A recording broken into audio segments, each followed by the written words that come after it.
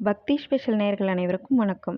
இன்னைக்கு நம்ம காரடையான் நோன்பு கதை மற்றும் விரத முறையை தான் பார்க்க போகிறோம். வாங்க வீடியோக்குள்ளே போயிடலாம். சுமங்கலி பூஜை என்றவுடன் எல்லோருக்கும் நினைவுக்கு வருவது சாவித்திரி விரதம் என்று அழைக்கப்படும் காரடையான் நோன்பு தான். விரதங்களிலே மிகவும் சக்தி வாய்ந்ததாக சொல்லப்படும் இப்பூஜை மாசி முடிந்து பங்குனி தொடங்கும் நேரம் அனுசரிக்கப்படுகிறது. மாசிக்கயிறு பாசி படியும் என்று பழமொழி சொல்வார்கள். மாசி மாதம் விரதம் இருப்பவர்கள் கயிறு, அதாவது தாலி கயிறு பாசிப்படியும் வரையிலும் கூட அப்படியே நிலைத்து இருக்கும் என்பதுதான் இதன் பொருள். இந்த விரதத்தை காமாட்சி அம்மன் விரதம் என்றும் சிலர் சொல்வதுண்டு. காரடையான் நோன்பு கதையை பற்றி விரிவா பார்க்கலாம் வாங்க. மத்ராபுரி நாட்டின் அரசன் அசுவபதி. அவன் மகள் சாவித்திரி பக்தியும் அழகும் குணமும் நிறைந்தவள். அவளை மணக்க பல தேசத்து அரசர்கள் போட்டியிட்டனர். ஒரு நாள் காட்டை சுற்றி பார்க்க சென்ற சாவித்திரி அங்கு விறகு வெட்டி கொண்டிருந்த ஓர் இளைஞனை கண்டார். பார்வையற்ற தனது பெற்றோருக்கு அவன் பணிவிடை செய்வதையும் கவனித்தாள். பெற்றோரிடம் அன்பும் நற்குணமும் வீரமும் கருணையும் நிறைந்த அவன் பெயர் சத்தியவான் என்பதை அறிந்து கொண்டாள். அவள் அவனையே திருமணம் செய்து கொள்ள விரும்பினாள். அதனை தன் பெற்றோரிடமும் கூறினாள். அரசனும் அவர்கள் யார் என்னவென்று விசாரித்தார். அப்போதுதான் சத்தியவான் சாளுவ நாட்டின் இளவரசன் என்பதும் எதிரிகள் நாட்டை அபகரித்து கொண்டதால் சாளுவ மன்னனும் அரசியும் மகனுடன் காட்டில் மறைந்து வாழ்கிறார்கள் என்பதும் தெரியவந்தது. மகளின் விருப்பத்துக்கு குறுக்கே நிற்க விரும்பாத மன்னன் திருமணத்துக்கு ஒப்புக்கொண்டான். திருமண நாளும் குறிக்கப்பட்டது.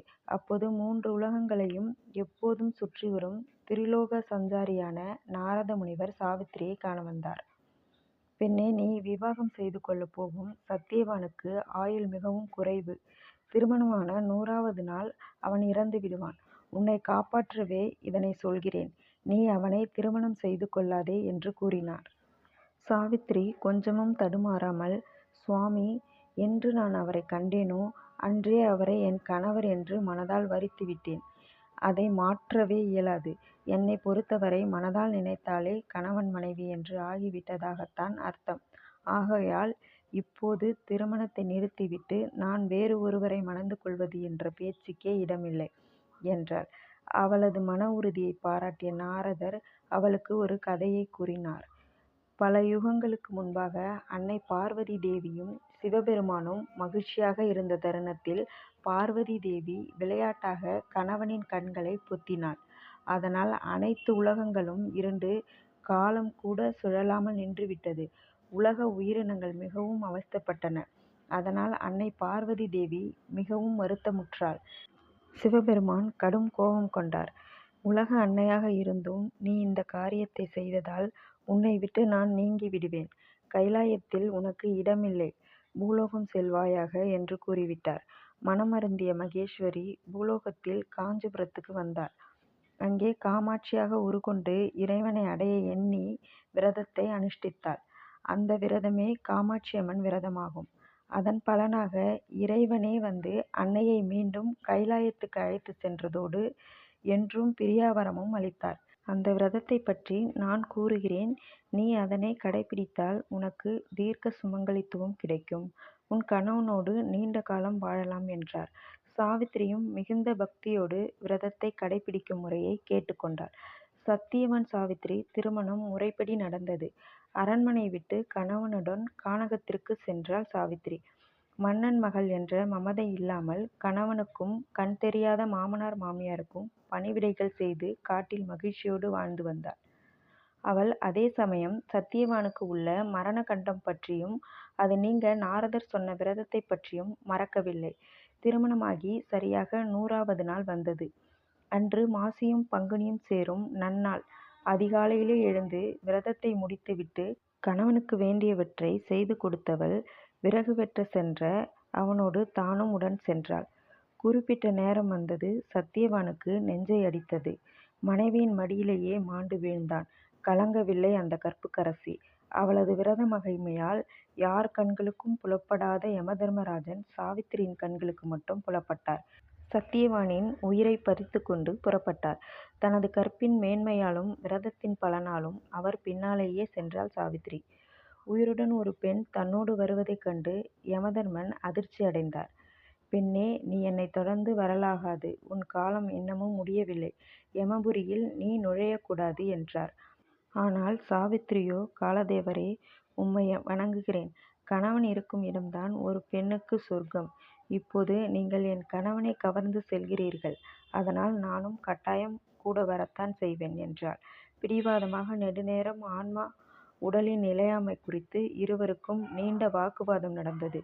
சாவித்திரியின் புத்திசாலித்தனத்தைக் கண்டு வியந்தார் தர்மதேவன். பெண்ணே, உனது தைரியத்தையும் அறிவையும் மெச்சி உனக்கு ஒரு வரம் கொடுக்கிறேன். உன் கணவனின் உயிரைத் தவிர வேறு எதை வேண்டுமானாலும் கேள் என்றார். சாவித்திரியும் கொஞ்சமும் யோசிக்காமல், என் மாமனார் மாமியாருக்கு மீண்டும் பார்வை கிடைக்க வேண்டும், அவர்கள் இழந்த நாட்டையும் செல்வங்களையும் திரும்பப் பெற வேண்டும் என்றார். அப்படியே ஆகட்டும் என்று சொல்லி மேலும் நடந்தார் யமதேவன். சாவித்திரியும் விடாமல் தொடர்ந்தாள். வரமளித்த பின்னரும் நீ ஏன் என்னை தொடர்ந்து வருகிறாய் என்றாய் யமன். வரம் கொடுத்தவுடன் நான் திரும்பி செல்வேன் என உங்களுக்கு வாக்கு கொடுக்கவில்லையே. அதோடு என் கணவனின் ஆன்மா என் மாங்கல்யத்தோடு கட்டப்பட்டிருக்கிறது. ஆகையால் நான் வருவேன் என்றாள். யமபுரி நெருங்கிவிட்டது. இனியும் சாவித்திரி தொடர்ந்து வந்தால் யமதர்மராஜனுக்கு திண்டாட்டமாக போய்விடும் என யோசித்தார். பெண்ணே, உனக்கு மற்றுமொரு வரம் அளிக்கிறேன். ஆனால் இவ்வரத்தை பெற்று கொண்டவுடன் நீ பூலோகத்துக்கு சென்று விட வேண்டும். என்னை தொடர்ந்து வரக்கூடாது. உன் கணவன் உயிரைத் தவிர எதை வேண்டுமானாலும் கேள் என்றார். சாவித்திரியின் கூர்ந்த மதி வேலை செய்தது.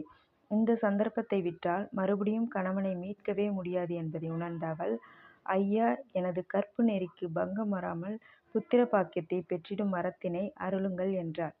அவளிடமிருந்து தப்பித்தால் போதும் என்றிருந்த தர்மதேவன் கொஞ்சமும் யோசிக்காமல் அவள் கேட்ட வரத்தை அளித்தார்.